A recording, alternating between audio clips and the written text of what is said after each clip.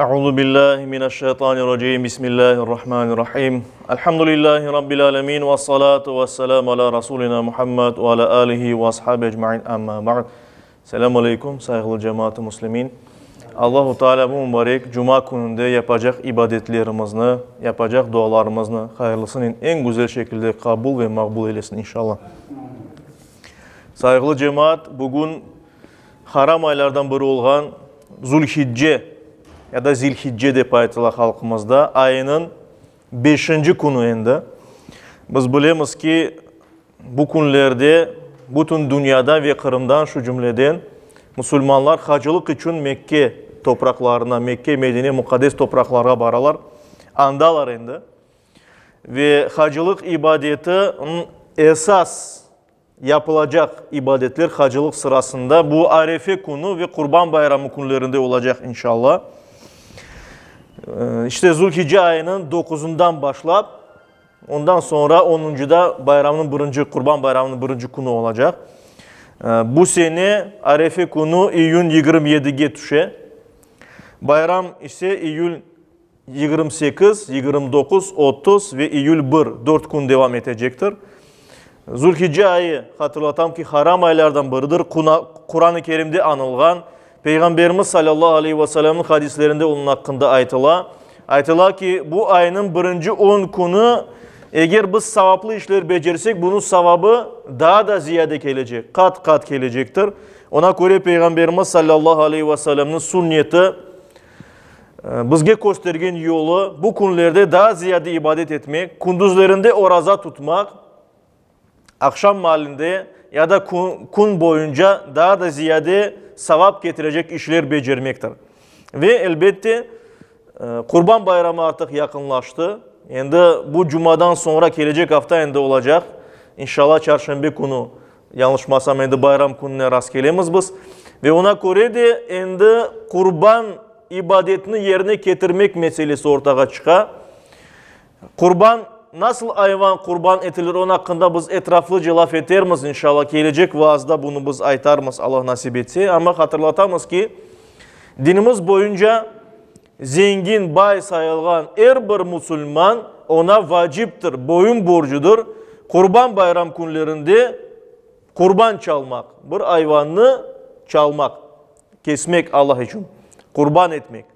İşte bununla beraber hayvanda belli bir şartlar olmak gerek. Yani yaşı belli olmak gerek. Türlü hastalıklar ya da türlü noksanlıklar, kusurlar olmamak gerek hayvanda.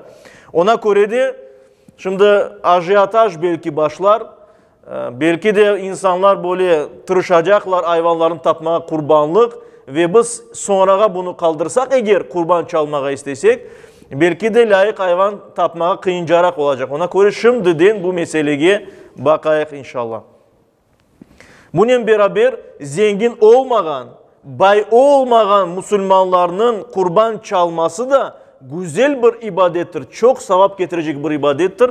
Çünkü Peygamberimiz Muhammed Mustafa sallallahu aleyhi ve sellem buyurganı üzere Kurban Bayramı günlerinde yapılacak en sevaplı iş kurban çalmaktır deyip. Ve bir kimse fukare olsa da eğer koy almağa çaresi olsa koyunu mesela koyunu ya da eçkini eğer kurban etse ve bunun etinin hepsini korantasına kaldırsa bile mümkündür böyle yapmağa. Yani elbette fukarelerge vermek, komşularga vermek, işte Müslüman olan kimselerge onu da katmak, etini muhtaçlardan işte yardım etmek, bunlar hepsi sevaplıdır. Ama bir insan fukare olsa, men özüm korantam muhtaçtır dese, ama kurban çalmağa istese bunu yapmağa mümkün ve etini korantasına kaldırmağa da mümkündür. Ona göre de belki de aman bütün korantalarımız kurban çalması mümkündür. Bu büyük sevapını kazanması mümkündür ve ondan özü de korantasının sebeplenmesi de mümkün. Kim kurbanlık ibadetinin uğraşmayıp başka kimselerge bunun vekaletini vermeye istese, yani başka kimseler yapsın benim adımdan dese, öyle çareler de var. Mümkün işte koylarını ya da koy parasını imamlarga vermeye, işte ama evvelceden bunu yapmak gerek elbet. imamlarga bermege, muftulugumuzga bermege, medresemizge bermege ve olar özleri bunu çalıp işte gerek olan yerlerge masraf ederler. Yani etlerini muhtaç kimselerge de bermeleri mümkün. Ona göre de her kim istese muftiyat arkalı, imamlar arkalı da kurbanlarını çalması mümkün ama bunu evvelceden anlaşmak gerektir. Ve men hatırlatan bayram namazı inşallah bayramın birinci günü iyun 28'inde saat 6'da olacak. Saat 6'da bayram namazı Kırım boyunca kılınacak. Böyle kırıştan sonra saygılı cemaat-i muslimin men keçken vaazımda başlayan mevzunu devam ettirmek isteyeyim. Keçken vaazımızda bizler siyer hakkında laf ettik. Siyer Arapça bir sözdür ve gösterilgen yol manasında ya da bizge peygamberimizin göstergeni yol manasında siyer deyip biz ilimge aytamız. Nasıl ilimge peygamberimizin yaşayışını, aytkanlarını bizge göstergenini öğrengen ilimdir. Peygamberimizin ömür hayatı tercümeye alıp buna biz siyer aytamız. Keçken sefer bizler peygamberlik hakkında, peygamberler hakkında laf etken edik. Dedik ki Adem Aleyhisselam'dan başlayıp Peygamberimiz Muhammed Mustafa sallallahu aleyhi ve sellem'e kadar bütün peygamberler aktır, gerçektir. Biz onların hepsine inanamız. Kur'an-ı Kerim'de adı geçken bütün peygamberlerge kesen kes inanamız. Ve bilemiz ki bütün peygamberler bir dinge çağırgan edilir, bir Allah'a kulluk etmeye çağırgan edilir. Ve vakit içinde her bir peygamberinin getirgeni şeriatı, Allah'ın göstergeni din yaşayışı hep tekmillenip geleydi, daha da yakşı olaydı, daha da yakşı olaydı ve son en güzel tekmil dinin varyantı bizim peygamberimiz Muhammed Mustafa sallallahu aleyhi ve sellem ile yollanıldı. İşte peygamberimiz peygamberlik vazifesini başlamadan evvel olup geçkenlerge biz koz atıp taşlayaq inşallah. Bugün daha ziyade Peygamberimiz gelmeden evvel, İslamiyet'ten evvel, İslam dini yayılmaya başlamadan evvel dünyanın alı deyip, dünyanın ve Arabistan'ın alı hakkında birkaç söz aytmak gerek. Asıl bakacak olsak, en bütün dünyada, dünyanın aman aman her bir yerinde, kayda medeniyet olsa da her bir yerde ve Arabistan'ın özünde bayağı zulüm süreydi. İnsanlar aklarından uzak edilir. Yani biz bilemiz peygamberimiz gelip durup insanlara doğru yolunu göstereydiler. Ama o vakit artık peygamberler getirgen dinlerini insanlar bozganlar. Mesela Arabistan'da İbrahim peygamberinin dini var idi. Hanif dini deyip geçe Kur'an-ı Kerim'den adı bir Allah'a inanılgan din. Ama böyle dinge inanılgan insanların sayısı parmaklar ne mümkün edi saymağa Mekke'nin özünde. Ve mesela en son kelgen din, biz şimdi ona Hristiyanlık deyip aytamız ama aslında bu bizim bilgenimiz İslam dinidir elbet. Onu İsa peygamber getirdi.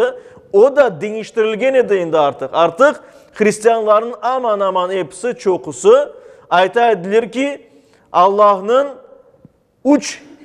uçtan ibaret olganını, teslis degenimiz, yani uçluk, troitsa degenimiz şey endi peyda olgan edi.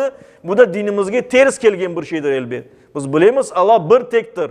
Allah baba, oğul ya da mukaddes ruh değildir.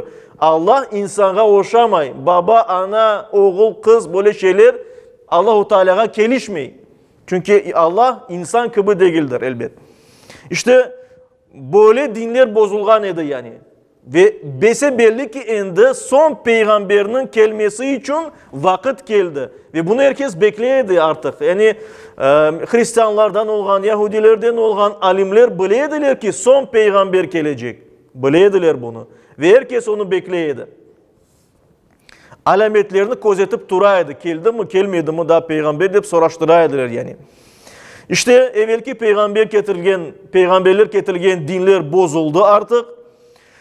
Zulüm her tarafta, insanların hakkı yok idi. Güçlü insanların hakkı var idi. Zayıf insanların hiçbir hakkı yok idi. Ve ona göre her yerde kuldarlık devri hüküm süreydi. Kuldarlık degeni yani insanlar kul olarak satılaydı ve alınaydı, satıp alınaydı, satıp verileydi.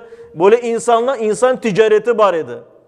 Yani bir cenk olup geçse, insanların anda esirge alsalar onu ne yapaydılar? Ya da tamamen öldüreydiler hepsini ya da onlarını sataydılar. Para kazanayım deyip. Ve şu insanlar indi haksız idi. Bir kimsenin malı mülkü idi. Yani o hiçbir hakkı yok idi. Ve kadınların da vaziyeti pek kıyın idi bilgenimizden. Yani hatta bazı medeniyetlerde düşünüyorlar, kadın asıl insan mı insan değil mi? Kadın. Onun ruhu var mı yok mu? Böyle bir münakaşalar keteydi insanlar arasında, kişiler arasında. Ya aman aman dünyanın her bir yerinde patriarkat idi. Yani akaylar her yerde, kişiler her yerde iş başındaydı ve kadınlar çok yerlerde eziliydi. Yani bazı yerlerde belki o kadar değil, bazı yerlerde bayağı eziliydi. O vakitte saygılı cemaat-i Müslümin, dünyada iki tane büyük devlet var idi. Aslında 3 tane devlet var idi. Çünkü daha bir tane Çin degen, Kitay degen devlet var idi. Süper güç olan bir devlet. Ama biz şimdi Araplar hakkında aytacak olsak, İslam dini coğrafyası kelgenini aytacak olsak, bu coğrafyada, bu yerlerde iki tane büyük devlet var idi. Birisi Şark Roma devleti, biz şimdi ona Bizans ya da Bizantiya dep aytamız. İkincisi Sasani İran. Sasani hükümdarları, iş başında olan, padişahları olan İran, büyük İran devleti var idi. Ve onlar çok asır devamında birbirine cenk edip duraydılar. Kim yenecek? Bizans ya da İran, Sasaniler. Ve o devirde başka devletler, küçük devletler de peyda olaydı. Mesela Peygamberimiz yaşayan devirde küçülü Habeşistan devleti var idi. Habeşistan, Abisinya ya da şimdi Efiyopya deyip aytalar o devlet ki. İslam dünyasında o devlet ki tarihten beri aytaydılar Habeşistan. İşte bu devletler arasında bölgeler birbirine keçeydiler, cenk eteydiler. Birisi alaydı, başkası alaydı. Mesela Peygamberimiz dünyaya gelgende Yemen toprakları bağlıydı Habeşistan devletini. Peygamberimiz İslam dini yaymaya başlayana Yemen toprakları endi İran padişahlarına bağlanıp kaldı. İşte buna böyle birbirine keçeydi bu güç merkezleri arasında. Ve Araplar içinde bu koçebe hayatını yaşayan Araplar var idi ve yer üstünde yerleşip şehirlerde yaşayan ya da köylerde yaşayan Araplar var idi. İkiye bölüneydi yani. Yer üstünde yaşayan Araplar, onlar Arabistan'ın böyle oasis degenleri, su olan yerlerinde, mesela Mekke şehrinde ya da Medine şehrinde yaşaydı. Ama daha ziyade medeniyet merkezleri olarak Yemen taraflarında yaşayan Araplar, onlar yer üstünde, köylerde, kasabalarda, memleketlerde bir devlet şeklinde yaşaydı. Bazı Araplar, şimalde yaşayan Araplar, Hristiyan olan soyları, onlara Gassaniler deyip aytaydılar. O devlet Bizans imperiyasına bağlıydı. Çünkü onlar da Hristiyan idi. Lahmi degen bir devlet var idi, Arapların devleti, onlar müşrik edilir ve onlar İran'a bağlıydılar. Ama kalgan Arabistan taraflarına yaşayan Arapların çoksu kabile yaşap, koçup yürüyediler. Belli bir yeri içinde koçebe hayatını alıp baraydılar. Ve anda hiçbir devlet yok idi. İnsanlar, Araplar kabile yaşaydı. Her daim birbirine cenk etip duraydılar. Ve anda sahra, kumluk ya da taşlık yerler olganı için anda bir kimse kirmeydi. Mesela Yemen toprakları de bu devletke de o devletke keçeydi. Şimal tarafları Irak toprakları ya da Şam, Suriye toprakları devletlerine ait idi. Ama şimdiki Mekke, Medine, Saudi Arabistan, bu Arabistan Yarımadası'nın çok su yerleri bir kimseye bağlı değildi. Araplar anda isteyene dayan yaşaydı, birbirine talaşaydılar. Kabilecilik, kuldarlık içinde böyle yaşaydılar ve 1000 yıllar devamında bu böyle devam eteydi. Bir kimseye de anda kırmaydı ve Araplar oz içinde böyle demek ki pişeydiler, oz içinde böyle davalaşıp oturaydılar. Ve Peygamberimiz sallallahu aleyhi ve sellem kelgince bu al böyle devam eteydi. İşte Arabistan'da Araplar içinde merkez deyip sayılgan bir şehir var idi. O da Mekke şehriydi. Niye için bu böyle? Çünkü Kur'an-ı Kerim'de Allahu Teala bizge bunu anlata. De ki insanlar için kurulgan birinci ev Allah'ın evi, yani Allah yaşayan ev değil, Allah'a ibadet etilgen yer, yani birinci cami. Birinci cami Mekke şehrinde kuruldu. Biz bilemiz Adem aleyhisselam yer üstünde kelgenden son, onun apayı Havva anamız yer üstüne kelgenden son, onlar Arafat'ta buluştular. Mekke yanında buluştular, birbirini taptılar yer üstünde. Ve meleklerin yardımıyla Mekke'de birinci mabet kuruldu, birinci cami kuruldu. İşte o Kabe'dir. Kabe-i Şerifi kurulgan birinci cami dünyada. Ve işte ondan sonra belli bir vakit 1000 yıllar geçti, o yıkılıp gitti. Daha sonra İbrahim aleyhisselam ve İsmail aleyhisselam, ikisi de peygamber, İbrahim ve onun oğlu İsmail. Onlar Kabe'nin yerini taptılar, Allah-u Teala olarak gösterdi ve yanından kurdular. Onlar taptılar onun temelini, fundamentini, melekler tarafından kurulgan bu Kabe'nin fundamentini ve onu yanından inşa ettiler, yanından kurdular ve ondan sonra günümüzge kadar Kabe tura, yani onu her daim tamir ettiler, remont ettiler ama o vakitten beri demek ki yıkılsa da ama kurulgan idi. Çünkü İbrahim aleyhisselam vaktinden başlayıp insanlar her daim Mekke'de yaşayan edilir. Çünkü biz bilgenimiz gibi Hacer anamızın bir mucizesi olarak Allah-u Teala'nın lütfunun zemzem suyu açıldı. Su peyda oldu Mekke'de. Ve o yerde insanlar yerleştiler. O yerde Hacer anamız, İsmail peygamber yaşadılar. Onların nesilleri, kelgen insanlar koşuldular ve insanlar her daim 1000 yıllar devamında yaşadılar Mekke'de. Mekke şehri demek ki çok eski bir şehir. Ve böyle yaşayanları alda peygamberler anda bar edilir aytkanımız gibi ve ona göre o yerin hürmeti büyük idi her daim. Araplar da başkalar da hürmet edilir ama en ziyade Araplar çünkü onların dini merkeziydi. Ama odur ki 1000 yıllar geçkenden son insanlar, Araplar, yaşayan Arabistan'da Araplar, onlar dinlerini bozdular. Bir tek Allah'a inançtan taydılar, vazgeçtiler ve başladılar putlarga inanmağa. Os kollarının, os ellerinin put yapaydılar, yasaydılar, tahtadan, terekten, işte ağaçtan ya da taşlardan yapaydılar ya da otmekten böyle yapaydılar ve onlara ibadet eteydiler.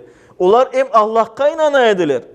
Allah en büyüktür deyip aytaydılar. Ama bununla beraber başka böyle küçük putlar da herkesin öz korantasında, öz kabilesinde bir putu var idi, ona tapınaydılar. Herkesin ayrı putu var idi.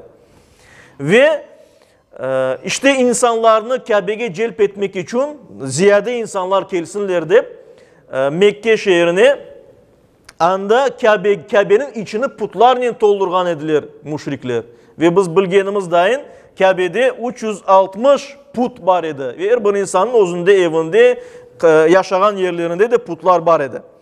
Ve işte yanıdan putlar peyda oldu. Mekke'de pek de böyle ziraatle uğraşmağa çare yok. Anda pek böyle yeşillik yok. Yani böyle osmi Medine'de gibi mesela. Ve ona göre de insanlar anda daha ziyade ticaretle uğraşaydılar. Çünkü her yerden ibadet, hacılık için insanlar gelip duraydılar. Bütün Arabistan'dan Mekke'ye ve ona göre de ticaretle uğraşmak elverişliydi. Ve ona göre de Peygamberimizin kabilesi, Mekke'de yaşayan insanların kabilenin adı da Kurayş idi. Kurayş kabilesi. Kurayş kabilesi daha ziyade ticaretle uğraşaydı ve her daim ticaret kervanlarını yollaydı. Çünkü Mekke şehri ticari kervan, böyle ticaret yolun üstünde yerleşeydi. Yemen'den Şam'a, yani Suriye'ye ve Suriye'den Yemen'e olan bir ticaret yol üstünde. Ve Kur'an-ı Kerim'de de anıla, mesela Kurayş suresinde Yüce Rabbimiz buyurak Estaizu billah li ilafi Kurayş. Kurayş kabilesinin birliği için onların ilafihim rihleteş şitai ve sayif, onların kış ve yaz ticaret yolculuğunda birlikleri için deyip başlay Allah-u Teala Kur'an-ı Kerim'de ve bunda bizge anlata ki Kurayş kabilesi yılda 2 kere büyük ticaret kervanlarını yapaydılar. Kışta sıcak yerge, Yemen taraflarına yollaydılar kervan. Yazda ise daha da serin olan Suriye taraflarına büyük bir kervan yollaydılar. Ve bütün halk toplanıp demek ki mallarını da yollaydılar. Satıp almak ya da satmak için. Ve böylece demek ki Mekke halkı yaşayadı. Bunun beraber hacılık vaktinde mesela Zilhicce ayında Araplar her yerden putlarına tapınmak için kele edilir. Ve büyük bir yarmalık olaydı. Yani büyük bir pazar kurulaydı ve anda da çok şeyler satılaydı ve asıl da Kureyş kabilesi başka kabileler arasında namlıydı. Çünkü onun soyu, Kureyş kabilesinin soyu tap İbrahim Peygamberimiz sallallahu aleyhi ve sellem'den kelgeni de aytılaydı ve biz bilemiz mesela Peygamberimiz ve onun soyu İbrahim aleyhisselamdan ve onun oğlu İsmail aleyhisselamdan gelmektedir. Saygılı cemaat-i Müslümin, işte bütün bu algı Araplarının yaşaganı bu algı ve İslamiyet'ten evvel bütün dünyanın alına cahiliye devri deyip aytılar. Cahiliye, cahillik demek Arapça. Niye için? Çünkü onlar İslam nurundan, doğru dinden, doğru din yolundan mahrum edilir. Bilmeyediler doğru din yolunu. Yolunu şaşırgan edilir. Yanlış şeylere inanıp kulluk etediler. Bunun beraber dünyada ve hususan Araplar arasında bir Allah'a inanan kimseler de var idi. Mesela biz bilemiz rivayetlerge göre Peygamberimiz vaktinde, yani Peygamberimiz doğan vakitte biz bilemiz Mekke şehrinde 4 kişi hakkında aytılar. Bu 4 kişi bir Allah'a inanaydılar. Onlardan bazıları Hristiyan idi, Hristiyanlıkını kabul etken ediler. Bazıları Hanif olan hakkında aytılar. Yani Hristiyanlıkka bağlı olmadılar, Hristiyan olmadılar ama İbrahim Peygamber, Hanif olan İbrahim Peygamber daim bir Allah'a inangan edilir. Ve bizim menbalarımızda aytılganı üzere Peygamberimizin anası ve babası da bir Allah'a inangan kimseler idi deyip geçmekte.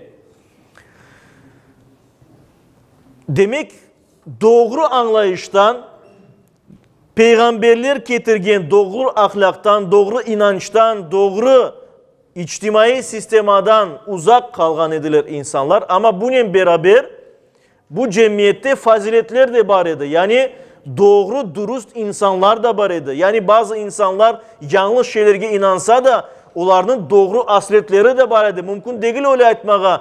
İslam gelmeden evvel Arapların hepsi yaman insanlarıydı. Hayvan dayın yaşaydı öyle de etmek mümkün değil. Çünkü onların arasında doğru dürüst yaşayan insanlar var idi. Bazıları içki içmeyediler. Bazıları bir Allah'a inanaydılar, putlarga tapınmaydılar.